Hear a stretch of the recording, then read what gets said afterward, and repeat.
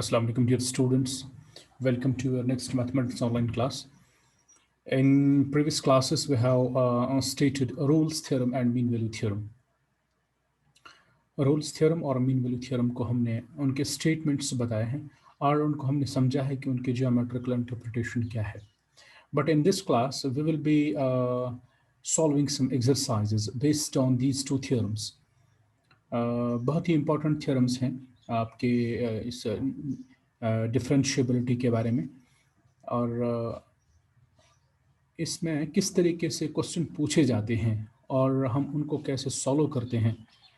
Let's see here in exercise number 5.8. So before going to the exercise, I would like to tell you that I would like to recall in the Rolle's theorem and mean value theorem the statements of the two theorems. So the Rolle's theorem जो है इसमें आपको तीन conditions होनी चाहिए. These are preconditions for the theorem. So ये condition satisfy होंगी तो आप कंक्लूड कर सकते हैं किसी चीज़ को. फर्स्ट कंडीशन ये है कि फंक्शन जो दी गई होगी that should be continuous on closed interval. Okay, मैंने यहाँ इसको कलर में हाईलाइट किया हुआ है. ये फंक्शन जो गिवन फंक्शन होगी वो कंटिन्यूस होनी चाहिए ऑन द क्लोज्ड इंटरवल और ये डिफरेंशिएबल होनी चाहिए on that open interval, corresponding open interval. और साथ ही साथ में इसमें फंक्शन जो है that should agree at least 2 points से F of A and F of B. ये 2 पॉइंट्स पे एग्री होनी चाहिए, मींस इनका फंक्शनल वैल्यू बराबर होना चाहिए. अगर ऐसा होगा तो कंक्लूड हम ये कर सकते हैं कि वहाँ पे एक पॉइंट एग्जिस्ट होगा जो पॉइंट हम कॉल करते हैं सी से, और वो पॉइंट जो है उस पर डेरिवेटिव फंक्शन का वैनिश होगा. So before going to mean value theorem, let's solve the exercises based on this Rolle's theorem. हम पहले एक्सरसाइज को सॉल्व करने से पहले हम यहाँ एग्जाम्पल्स पे जाते हैं. आप यहाँ एग्जाम्पल को देख लीजिए, यहाँ पे डिफरेंट एग्जाम्पल्स हैं. हम सिंपल सी एग्जाम्पल्स को देखते हैं. एग्जाम्पल नंबर 42 आपके यहाँ बुक में दिया गया है. ये क्वेश्चन इस तरीके से पोज किया गया है. Verify Rolle's theorem for the function y is equal to X square plus 2 where a is equal to -2 and b is equal to 2. ये a और b जो है these are actually the endpoints of the given closed interval. Okay, तो हमें कहा जाता है यहाँ पे कि हमें वेरीफाई करना है रोल्स थ्योरम को. वेरीफाई करने का क्या मतलब है? वेरीफाई करने का मतलब ये है हमें पहले देखना है कि इसकी कंडीशंस, रोल्स थ्योरम की कंडीशंस जो है वो सेटिस्फाई होनी चाहिए. 3 conditions. First of all continuity, next differentiability and third one is functional value agree होना चाहिए. गिवन पॉइंट्स पे जो गिवन 2 पॉइंट्स है उन पे फंक्शनल वैल्यू एग्री होना चाहिए. और उसके बाद हम कंक्लूड करेंगे कि वहाँ पे एक पॉइंट एग्जिस्ट होता है जहाँ पे डेरिवेटिव फंक्शन का वैनिश होगा. लेट्स सी हियर फंक्शन दिया गया है y is equal to X square plus 2. Is okay, ये आपके पास फंक्शन है. ये फंक्शन चूंकि पॉलिनोमियल फंक्शन है, it's well known that polynomial function जो भी होगा, पॉलिनोमियल फंक्शन हमेशा के लिए कंटिन्यूस होता है किसी भी क्लोज्ड इंटरवल में. Okay, so there is no problem in answering this question whether it is continuous or not. Yes, it is continuous. Polynomial function जो भी होगा वो किसी भी closed interval में continuous होता है और वो differentiable भी होता है किसी भी open interval में. Polynomial functions की मैं बात कर रहा हूँ. इसके बाद तीसरी कंडीशन है f of a and f of b. Let's see here f of a. What's f of a? That's f of -2. What is that? f of -2, अगर आप x को यहाँ -2 पुट करेंगे, it will be -2 square plus 2. -2 square means 4 plus 2 means 6. So it will be f of -2 is 6 and f of 2 is also 6. It is 2 square plus 2. So it's also 6. So तीनों conditions यहाँ satisfy होती हैं. अगर ऐसा है तो हम क्या कहें? हम कहेंगे कि रोल्स थ्योरम ये स्टेट करता है कि यहाँ पे इस गिवन इंटरवल में, ओपन इंटरवल में एक पॉइंट एग्जिस्ट होगा और वो पॉइंट जो है वहां पे डेरिवेटिव फंक्शन का वैनिश होगा. यस, और डेरिवेटिव वैनिश होने के लिए हमें देखना है पहले इस फंक्शन का डेरिवेटिव क्या है. यस, इसका डेरिवेटिव क्या है? It is 2x + 0. X square का डेरिवेटिव 2x आएगा और 2 का डेरिवेटिव 0 आएगा। यस, इसका डेरिवेटिव जो है वो 2x आएगा। So f dash of x is equal to 2x। इसके बाद हम क्या करें, हम देखेंगे ये पॉइंट c जो है वो कैसा है, हम इसको सॉल्व करेंगे। हम देखें कि f डैश ऑफ c जो है वो 0 के बराबर है, क्योंकि रोल्स थ्योरम हमें कहता है कि f dash of c is equal to 0। अगर f dash of c is equal to 0 है तो वो क्या देगा, वो देगा 2c is equal to 0। That means we will be getting c is equal to 0। तो अगर हमें मिला c इज इक्वल टू 0, क्या ये 0 बिलोंग करता है इस -2 इंटरवल को?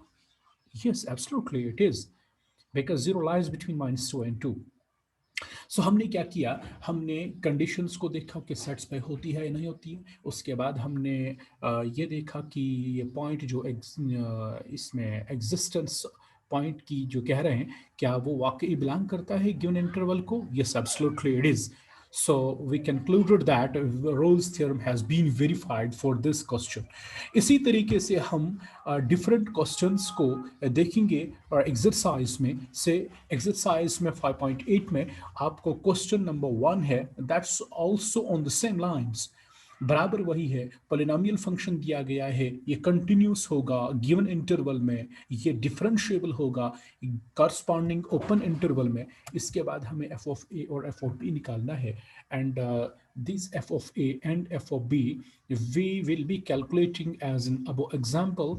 और फिर उनका वैल्यू जो होगा उसके बाद हम डेरिवेटिव निकालेंगे फंक्शन का, और डेरिवेटिव फंक्शन का 2x + 2 है। फिर हम उसको पुट करेंगे इक्वल टू 0, वहां पे देखेंगे कि x का वैल्यू क्या है। That will be actually the corresponding value of c, और वही c का वैल्यू वो बिलोंग करना चाहिए -4 2 को। Yes, absolutely it is. So it's not any hard task to do. It's very simple. You can see here I have calculated it here. यहाँ पे जो c का वैल्यू आएगा, that is calculated here, that's -1, and that -1 lies between -4 and 2. So we say that Rolle's theorem is verified here. इसी तरीके से क्या इन questions में रोल्स थ्योरम को हम वेरीफाई कर सकते हैं? So it's good question. Question number second में फंक्शन दी गई है ग्रेटेस्ट इंटीजर फंक्शन। फंक्शन दी गई है ग्रेटेस्ट इंटीजर फंक्शन। देखिए, पहला इंपॉर्टेंट पॉइंट ये है कि ग्रेटेस्ट इंटीजर फंक्शन जो है वो कंटिन्यूस नहीं होता है, वो कंटिन्यूस नहीं होता है। अगर आपके पास एक ब्रेक है, for example you have a function that is defined between 1 and 3. So integer 2 lies there. So there is a jump at 2. There is a break at 2. These greatest integer functions are not continuous on the domain of definition, in the domain of definition when it contains an integer inside.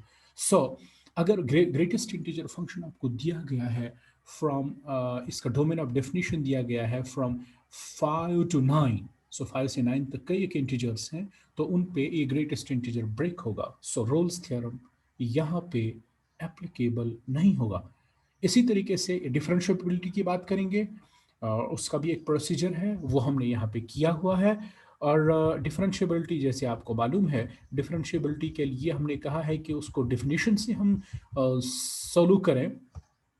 So differentiability given function की solve करने के लिए हम definition को use करें। आपको मालूम है लेफ्ट हैंड डेरिवेटिव कैसे निकालते हैं, राइट हैंड डेरिवेटिव कैसे निकालते हैं। उनको निकालने के बाद यहाँ मैंने हाईलाइट किया है, ये वही है, लेफ्ट हैंड लिमिट कैसे निकालते हैं, राइट हैंड लिमिट कैसे निकालते हैं। हमने कोई पॉइंट चूज़ किया है 5 से 9 तक, फिर हमने जनरली इसका ये लेफ्ट हैंड लिमिट निकाला, that comes out to be infinity, and right hand limit हमने निकाला, that comes out to be 0। These are not equal, therefore इसका डेरिवेटिव जो है that does not exist. So पहली कंडीशन भी सेटिस्फाई नहीं हुई, दूसरी कंडीशन भी सेटिस्फाई नहीं हुई, और तीसरी कंडीशन भी सेटिस्फाई नहीं होगी, क्योंकि f of a that is f of 5, that will be 5, greatest integer of 5 is 5, और greatest integer of 9 will be 9। so तीसरी कंडीशन भी सेटिस्फाई नहीं होगी। so यहाँ पर रोल्स थ्योरम जो है वो एप्लीकेबल नहीं है। so इसके साथ में ये दूसरा क्वेश्चन भी है, इस पे भी यही है, it's not satisfied here, it's not verified here. और पार्ट नंबर थर्ड में ऑल्दो ये एक पॉलिनोमियल फंक्शन है, it's okay, so it will be continuous in the closed interval. और ये क्या डिफरेंशिएबल होगा in the corresponding open interval? Yes absolutely it is, या ये होगा। सो लेकिन तीसरी कंडीशन जो है वो F of A F of B वो बराबर होनी चाहिए। F of A that's 1 square minus 1 that's 0, F of B that's 2 square minus 1 that's 3, they are not equal. So तीसरी कंडीशन सेटिस्फाई नहीं होती है, Rolle's theorem is not verified here. लेकिन question आपसे पूछता है कि can you say anything about something about the converse of the Rolle's theorem. देखिए रोल्स थ्योरम का कन्वर्स हम कैसे कैसे बताएं। कंटिन्यूटी और द क्लोज्ड इंटरवल तो वो तो है ही कंडीशन, डिफरेंशिएबिलिटी और ओपन इंटरवल वो तो हो ही है कंडीशन। लेकिन कन्वर्स के लिए अगर आपको कोई फंक्शन ऐसी है जिसका डेरिवेटिव किसी पॉइंट पे वैनिश होता है between the given points in the domain of definition, क्या वो इम्प्लाई करेगा F of A is equal to F of B? This is actually this converse of the Rolle's theorem. Okay, so यहाँ पे F of ए और F of B बराबर नहीं है part number first में।